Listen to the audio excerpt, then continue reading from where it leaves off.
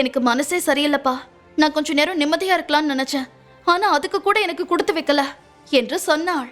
அதை கேட்ட ஜெனி, நீ ஏன் ஃபீல் பண்ற? நான் வேணும்னு தான் இங்க உன்னை கூட்டிட்டு வந்த என்று சொன்னாள். என்ன ஜெனி சொல்ற என்று கேட்டாள் நித்யா. ஆமா, அவங்க 2 பேரும் சேர்ந்து உன்னை எவ்வளவு கஷ்டப்படுத்திருப்பாங்க. இப்ப நான் அவங்களுக்கு அந்த கஷ்டத்தை திருப்பி கொடுக்கறேன், அவ்வளவுதான். அவன் மூஞ்சி அப்படியே தீஞ்சு போன கரசட்டி மாதிரி இருக்கல, அதான் எனக்கு வேணும். அதோட உனக்கு இன்னொரு விஷயம் தெரியுமா? நான் இப்ப எங்க போனேன்னு நினைக்கிற என்று கேட்டாள். இதென்ன கேள்வி? ரெஸ்ட் ரூம் தானே என்று கேட்டாள். உடனே அவள், அதான் இல்ல, நான் இன்னொரு சம்பவம் பண்ணிட்டேன். இன்னைக்கு செத்த அந்த சுண்ணாம்பு மூஞ்சி அக்ஷயா என்றாள் ஜெனி. ஜெனி அப்படி சொன்னதும் ஆச்சரியமடைந்த நித்யா, ஹே ஜெனி, என்ன பண்ண என்று கேட்டாள். உடனே ஜெனி, நானா பெருசா ஒன்னும் பண்ணல. ஜஸ்ட் நம்ம சாப்பிட்டதுக்கும் சேர்த்து அவங்க பேர்ல பில் எழுத சொல்லிட்டேன். எங்க பிரகாஷ் அடிக்கடி வருவான். சோ இங்க இருக்கிற எல்லாருக்கும் தெரியும் அவன் பொண்டாட்டி அந்த அக்ஷயா இல்லைன்னு. சோ நீதான் அவன் வைஃப்னு சொல்லி அவன் தலையில பில்ல கட்டிட்ட. நான் கூட அந்த பிரகாஷ் மாட்டுவான்னு பார்த்தேன். ஆனா இந்த அக்ஷயா மாட்டிக்கிட்டா. இப்ப அவகிட்ட காசு இருக்கான்னு கூட தெரியல. பில் கட்டிட்டு வரட்டும், அப்பதான் ஜாலியா இருக்கும் என்று சொன்னாள். அதை கேட்ட நித்யா, ஓஹோ, அப்ப நீ இதனாலதான் வேணும்னே நிறைய காஸ்ட்லியான டிஷ் ஆர்டர் பண்ணியா? நல்ல விஷயம்தான் பண்ணிருக்க என்று சொல்லி சிரித்தாள் நித்யா. அவர்கள் இருவரும் அப்படியே பேசியபடி வெளியே செல்ல, இங்கே அக்ஷயா ஒரு வெயிட்டர் முன்பு நின்றிருந்தாள். அவரோ அக்ஷயாவை பார்த்து, மேடம், நீங்க இன்னைக்கு சாப்பிட்டதோட பில் 50,000 என்று சொன்னான். அதை கேட்ட அக்ஷயா, யோ, என்னையா ஒளர்ற? நான் சாப்பிட்டது 4,000, அதுக்கு 50,000? என்ன, இங்க வர கஸ்டமர்ஸை ஏமாத்துறீங்களா என்று கேட்டாள். உடனே வெயிட்டர், மேடம், நாங்க யாரையும் ஏமாத்தல. நீங்க சாப்பிட்டது வெறும் 5,000 தான். ஆனா பிரகாஷ் சார் வைஃப் அவங்க ஃப்ரெண்டு தான் நிறைய சாப்பிட்டு பார்சலும் வாங்கிட்டாங்க. சோ அதுக்காக பில் எல்லாம் பிரகாஷ் சார் பேர்ல வருது. ஆனா அவர் இப்ப இங்க இல்ல. அவர்கிட்ட வேலை பாக்குற பொண்ணு தானே நீங்க, அதான் உங்களுக்கு இந்த பில்ல கொடுத்தோம் என்று விளக்கம் கொடுத்தார். அதை கேட்டவள், என்னது, நான் வேலை பாக்குற பொண்ணா? நான் கஷ்டப்பட்டு சேர்த்த காசெல்லாம் இப்படி வீணா போகுதே என்று நினைத்து நொந்து கொண்டவள் தன்னுடைய கார்டன் மூலம் பணத்தை செலுத்தினாள். அதன் பிறகு அந்த வெயிட்டர் சொன்ன விஷயம்தான் அவள் மண்டைக்குள் ஓடியது. என்னதான் நான் பிரகாஷ் கூட இருந்தாலும் இப்ப வரைக்கும் எல்லார் முன்னாடியும் அவதான் பொண்டாட்டி அப்படிங்கிற ஸ்தானத்துல இருக்கா. இல்ல, நான் இதை இப்படியே விட்டா நிச்சயமா சரி வராது. சீக்கிரம் நான் அவர் பொண்டாட்டி ஆகணும் என நினைத்து கொண்டவள் தன்னுடைய மொபைலை எடுத்து ஒரு நம்பருக்கு அழைத்து, அம்மா, எனக்கு உங்க ஹெல்ப் வேணும் என்று கேட்டாள். அதே நேரம் ஹோட்டல் ரூமுக்கு வந்தாள் நித்யா. அப்போது அவளுக்கு கால் செய்தான் மாஸ்க் மனிதன். அவனுக்கு எப்படியும் எல்லாம் தெரிந்திருக்கும் என்று நினைத்தவள் போனை அட்டன் செய்து, ஹலோ, சொல்லுங்க என்றாள். உடனே அவன், என்ன, இன்னைக்கு எல்லாரையும் வச்சு செஞ்சுட்ட போல என்று கேட்டான். அதை கேட்டவள், ஆமா, அதுவும் உண்மைதான். நானும் எத்தனை நாள் தான் பொறுமையா இருக்கிறது, எனக்கே கடுப்பாயிடுச்சு, அதான் பேசிட்டேன் என்று சொன்னாள் நித்யா. அதை கேட்டவன், இப்படிதான் நீ இருக்கணும் என்று சொன்னான். அதை கேட்டவள் சிரிக்க, அதன் பிறகு வந்த நாட்கள் வேகமாக கடந்தது. ஜெனி ஒரு நாள் அவசரமாக கால் செய்து, நித்யா, ரொம்ப அவசரம், உடனே ஒரு மேக்கப் ஆர்டிஸ்ட் வேணும் என்று சொல்ல, சரிடி, நான் ஃப்ரெண்ட்ஸ் கிட்ட கேட்டு சொல்றேன் என்று கூலாக பதில் சொன்னாள் நித்யா. எம்மா தாயே, கடல்லையே இல்லையா, நான் எல்லாருக்கும் போன் பண்ணிட்டேன். அதனால உனக்கு தான் மேக்கப் பண்ண ஓரளவுக்கு தெரியும்ல. நீ உடனே கிளம்பி நான் சொல்ற இடத்துக்கு போ என்றாள் ஜெனி. ஜெனி, நான் ப்ரொஃபஷனல் இல்ல, ஏதாச்சும் தப்பா ஆயிடும், எதுக்கு வம்பு என்றாள் நித்யா. ப்ளீஸ் டி, எனக்காக பண்ண.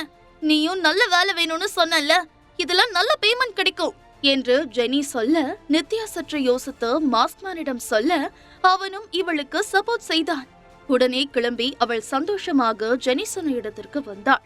அங்கே வந்ததும் நித்யா ஒரு அறைக்கு சென்றாள். அது ஒரு கார் ஷோரூம். அதில் நடக்கும் நிகழ்ச்சிக்காக மேக்கப் போட்டு விடத்தான் அவளை அழைத்து வந்திருந்தார்கள். நித்யா ஏற்கனவே இந்த நிகழ்ச்சியை ஆர்கனைஸ் செய்பவரிடம் பேசிவிட்டாள். அவள் ஒரு அறைக்கு உள்ளே போகும்போது அங்கே வந்த ஒருவன், ஏ, நீ யாரு, எதுக்காக உள்ள போற? கிளீன் பண்றவங்க எல்லாம் இப்ப உள்ள போக கூடாது என்று சொன்னான். அதை கேட்டவளுக்கு ஒரு மாதிரியானது. நித்யா இப்போது பழைய ஆடைதான் அணிந்திருந்தாள். அதனால்தான் அவளை அப்படி நினைத்து விட்டான் அவன். உடனே நித்யா, சார், நான் இங்க மேக்கப் போட வந்திருக்கேன், கிளீன் பண்ண வரல என்று சொன்னாள். உடனே அவன், உன்னை பார்த்தாலே மேக்கப்னா என்னன்னு கூட தெரியாத பொண்ணு மாதிரி இருக்கு, நீ எப்படி மேக்கப் எல்லாம் போடுவ என்று கேட்டான். அவன் அப்படி கேட்டதும் அவள் சற்று தடுமாற, அப்போது அவளை பார்த்தவன், ஏய் என்ன அப்படியே நிக்கிறா, உண்மையாவே நீ மேக்கப் ஆர்டிஸ்டா என்று கேட்க, அப்போது அங்கே வந்த நிகழ்ச்சி ஏற்பாட்டாளர், சார் சார் இந்த பொண்ணு மேக்கப் ஆர்டிஸ்ட் தான் சார், நம்ம ஜெனி மேடம் ரெக்கமெண்டேஷன் என்று சொன்னான். அதை கேட்டவன், இங்க பாரு, அவங்க ரெக்கமெண்டேஷன் இவங்க ரெக்கமெண்டேஷன் ப்ரோக்ராம் ஏதாவது சொதப்புச்சு உனக்கு அவ்வளவுதான் மரியாதை என்று சொல்லிவிட்டு கோபமாக உள்ளே சென்றான். அவன் சென்றதை பார்த்தவர் நிம்மதி பெருமூச்சு விட்ட நிகழ்ச்சி ஏற்பாட்டாளர் நித்யாவை தனியாக அழைத்து வந்து, ஏமா உனக்கு என்னமா பிரச்சனை, எதுக்கு அவர் முன்னாடி போய் நின்ன? அவர் பேரு ராகவ், இவர் கொஞ்சம் ஒரு மாதிரியான ஆளு, நீ தேவையில்லாம இவர்கிட்ட எல்லாம் போக கூடாது. இவருக்கு மேக்கப் பண்ணாத பொண்ணுங்களையும் பிடிக்காது, மேக்கப் அதிகமா போடுற பொண்ணுங்களையும் பிடிக்காது. அதனால நீ இன்னைக்கு ஒழுங்கா மேக்கப் போடணும், இல்ல நானும் காலி நீயும் காலி என்று சொன்னார். அதை கேட்டவளுக்கு கொஞ்சம் பதட்டமாக இருந்தது. அதன் பிறகு அவளை அந்த நிகழ்ச்சி ஏற்பாட்டாளர் தாமோதர் பேக் ஸ்டேஜ் அழைத்து சென்றார். அங்கே 40 முதல் 50 மாடல் இருந்தார்கள். அவர்களுக்கு மேக்கப் போடுபவர்கள், ட்ரெஸ் எடுத்து வருபவர்கள் என்று அந்த இடமே ரணகளமாக இருந்தது. அதை பார்த்தவள், ஆஹா இன்னைக்கு நாள் எப்படி இருக்க போகுதுன்னு எனக்கு இத பார்த்தாலே தெரியுது என்று மனதிற்குள் நினைத்து கொண்டாள்.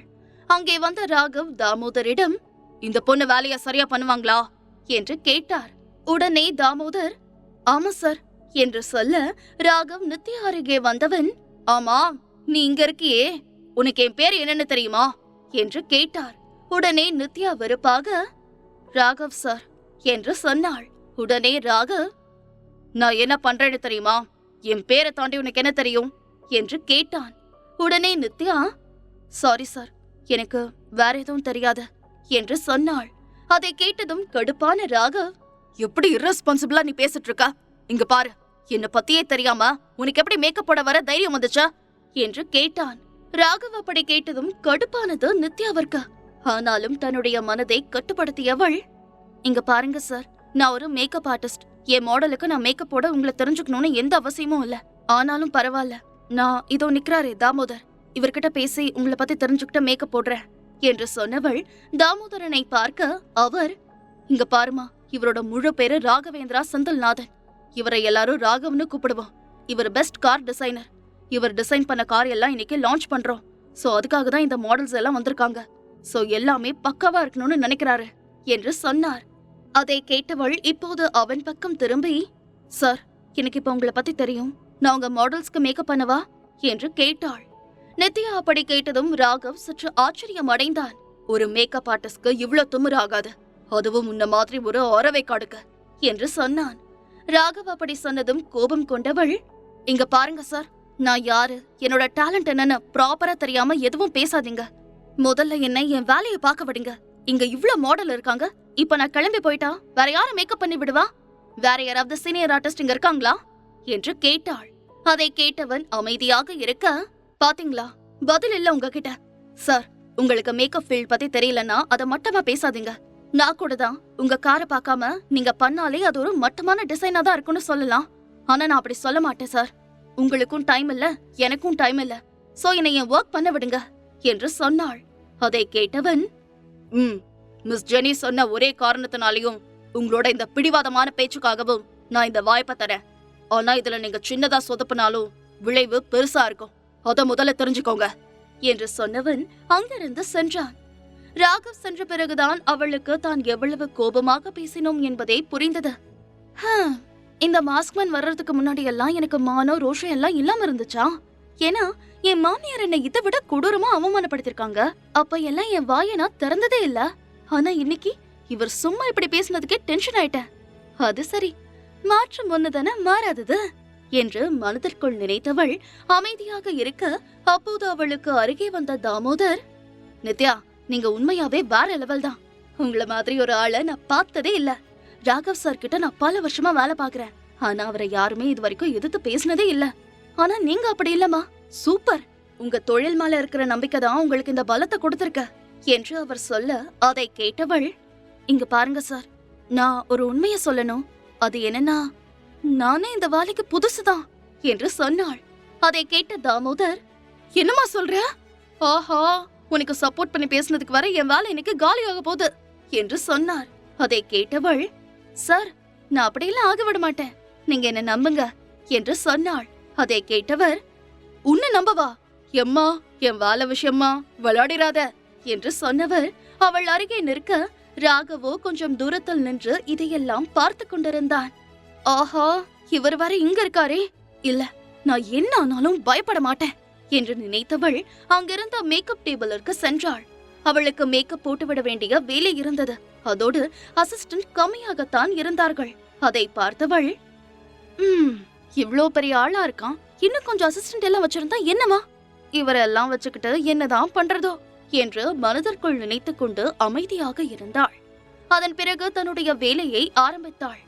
என்னதான் நித்யா ஒரு செலிபிரிட்டி மேக்கப் ஆர்டிஸ்ட் இல்லை என்றாலும் அவள் ஒரு நல்ல மேக்கப் ஆர்டிஸ்ட் தான். அதோடு அவள் கடந்த காலங்களில் நிறைய மேக்கப் செய்திருக்கிறாள். எனவே அவளுக்கு இதெல்லாம் ஒன்றும் மிகவும் புதிதாக இல்லை. அவள் சரசரவென்று மேக்கப் செய்தாள். அவளுக்கு பூசி முழுகியது போல மேக்கப் செய்ய பிடிக்காது என்பதால் மிகவும் லைட்டாக மேக்கப் செய்தாள். அங்கிருந்த ஃபேஸ் பேக், ஐலாஷ் எல்லாம் அவள் தொடவே இல்லை. இயற்கையாகவே அழகாக இருக்கும் பெண்களை அவள் ஒன்றும் கெடுக்க விரும்பவில்லை. அந்த அழகை அவள் இன்னும் அதிகப்படுத்தி காட்டினாள். இப்படி தனக்கு கொடுக்கப்பட்ட நேரத்தில் அங்கே இருந்த அசிஸ்டன்ட் மேக்கப் ஆர்டிஸ்ட் உதவியுடன் அழகாக மேக்கப் செய்து முடித்தாள். அவள் வேலை செய்யும் போது சரியாக இருக்க வேண்டும் என்பதற்காக கண்ணாடி போட்டிருந்தாள். ஏற்கனவே பாட்டி போல இருந்தவள் இப்போது இன்னும் காமெடியாக இருந்தாள். ஆனால் அவளை ராகவ் பார்க்கும் பார்வை மாறி இருந்தது. அதை பார்த்த தாமோதர், ஏன் சார், ஃபீல்டுக்கு புதுசா இருந்தாலும் இந்த பொண்ணு மேக்கப் நல்லா பண்ணிருக்கல என்று கேட்டார். அதை கேட்டவன் அவருக்கு பதில் சொல்லாமல் நித்யாவிடம் வர, நித்யாவோ வேலையை முடித்தவள் தனக்கு பின்னால் யாரோ நிற்பதை உணர்ந்து திரும்ப அங்கே ராகவ் இருந்தான். நித்யா அதிர்ச்சியானாலும் அதை காட்டிக்கொள்ளாமல், ஹலோ ராகவ் சார், சொல்லுங்க, உங்களுக்கு இந்த மேக்கப் பிடிச்சிருக்கா என்று கேட்டாள். உடனே ராகவ், ஆமா, உண்மைய சொல்லிதான் ஆகணும், நீ நல்லா மேக்கப் போடுற என்று சொன்னான். அதை கேட்டவள் லேசாக சிரிக்க, ஆமா, நீதான் இவ்வளவு நல்லா மேக்கப் போடுறியே, அப்புறம் உன் முகத்துக்கு ஏன் எதுவும் பண்ணாம இருக்கா என்று கேட்டான். உடனே அவள், சார், நான் மேக்கப் ஆர்டிஸ்ட் தான், மாடல் இல்ல. இங்க இருக்கிற மாடல் எல்லாம் அவங்கள அழகா காமிச்சுக்கணும், அதுக்காக அவங்க மேக்கப் போடணும். அது அவங்களுக்கு பிடிச்சாலும் இல்லனாலும். ஆனா நான் அப்படி இல்லையே, நான் ஒரு சாதாரண பொண்ணு. எனக்கு பிடிக்கலன்னா நான் அந்த ட்ரெஸ் போட மாட்டேன். எனக்கு இது கம்ஃபர்டபிள், அதான் நான் இதை போட்டேன். அதோட ஒருத்தவங்களோட ட்ரெஸ் பார்த்து அவங்க திறமைய ஜட்ஜ் பண்றதும் தப்பு தானே. அத பண்றத நீங்க ஸ்டாப் பண்ணாலும் நல்லாதான் இருக்கும் என்று சொன்னாள். அவள் அப்படி சொன்னதும் அங்கிருந்த அனைவரும் ராகவ் என்ன சொல்வானோ என்று பார்க்க, அவனும், நல்லா பேசுற, சரி, நான் உன்னை கிரிட்டிசைஸ் பண்ண, இப்போ நானே உன்னை பாராட்டமும் செய்யறேன். நீ பண்ண வேலை எனக்கு பிடிச்சிருக்கு. நீ நான் பண்ண போற 7 ஷோக்கும் மேக்கப் ஆர்டிஸ்டா இருக்கணும்னு ஆசைப்படுறேன். நீ என்ன சொல்ற? அதுவும் 2 மடங்கு சம்பளத்தோட என்று கேட்டான். அவன் அப்படி சொன்னதும் நித்யாவிற்கு ஆச்சரியமானது. அட, இவரு கெட்டவர்னு நினைச்சா இவரு எனக்கு நல்ல ஆஃபர் தராரே என்று நினைத்தவள், ஓகே சார் என்று சொன்னாள். அதை கேட்டவன், குட், இப்ப நமக்கு ஷோ தொடங்க போது, நம்ம போலாம். ஆர்டிஸ்ட் எல்லாம் திடீர்னு டச்சப்க்கு வருவாங்க, நீ அங்க இருக்கணும் என்று சொன்னான். அதை கேட்டவள் சரி என்று சொல்லி சென்றாள். அதே நேரம் இங்கே இருந்த ஸ்டாஃப் எல்லாம், நம்ம பாஸ் என்ன இப்படி இறங்கிட்டாரு, இவர் இப்படியெல்லாம் பேச நான் பார்த்ததே இல்லையே, என்ன விஷயமா இருக்கும் என்று கேட்டாள் ஒரு பெண். உடனே இன்னொரு பெண், அந்த மேக்கப் ஆர்டிஸ்ட் மேல நம்ம சாருக்கு ஒரு இது வந்துருச்சு போல, அது சரி, பாலைவனமா இருந்த அவர் வாழ்க்கையிலயும் ஒரு வசந்தம் வந்துருச்சு என்று சொன்னாள் இன்னொருத்தி. முழு கதையையும் கேட்டு மகிழ பாக்கெட் FM ஆப்பை டவுன்லோட் செய்யுங்கள். லிங்க் டிஸ்கிரிப்ஷனில் கொடுக்கப்பட்டுள்ளது.